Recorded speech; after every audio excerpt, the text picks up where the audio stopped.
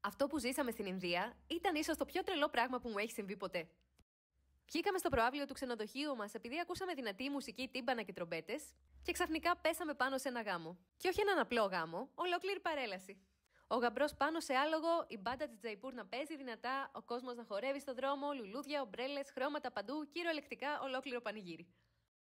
Και ξαφνικά μας βλέπει ένας φίλος του μπαμπά του γαμπρού, μας πλησιάζει και αρχίζει να μας εξηγεί τα έθιμα και μας περνάνε γυρλάντες στο λαιμό, που αυτό σημαίνει καλώς ήρθες στο γάμο. Αρχίζουν να μας κερνάνε γλυκά, αμύγδαλα, ξηρούς καρπούς και όλοι χορεύουν μαζί μας. Κάποια στιγμή συνειδητοποιούμε ότι είμαστε πιο μπροστά και από τους πολύ κοντινούς συγγενείς. Ο γαμπρός που ήταν πάνω στο άλογο άρχισε να μας χαιρετάει και να μας χαμογελάει. Ο φωτογράφος μας τραβούσε πλάνα με τον κόσμο να χορεύουμε και ο κόσμος έβγαζε φωτογραφίες μαζί μας. Γιατί όσο περίεργο ήταν για μας που βρεθήκαμε καλεσμένοι σε ινδικό γάμο, άλλο τόσο περίεργο ήταν και για αυτούς οι τουρίστες να χορεύουν μαζί τους. Και κάπου εκεί μας κάλεσαν να μπούμε κανονικά μέσα στο γλέντι. Η μαμά του γαμπρού, αυτή η απίστευτη κυρία, μας παρότεινε να μείνουμε και να το ζήσουμε όλο το γάμο μαζί τους. Δεν το γνώριζα ότι η Ινδία είναι τόσο φιλόξενος λαός.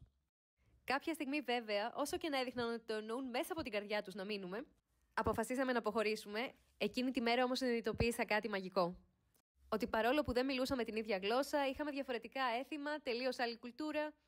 Κι όμως εκείνη τη στιγμή, με τη μουσική, τα χαμόγελα και το χορό, ήμασταν όλοι ένα.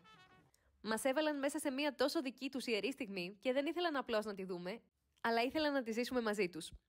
Το ότι μας έβαλαν μπροστά και μας εξήγησαν τα έθιμα, μας αγκάλιασαν τόσο ζεστά, είναι κάτι που δεν θα ξεχάσουμε ποτέ.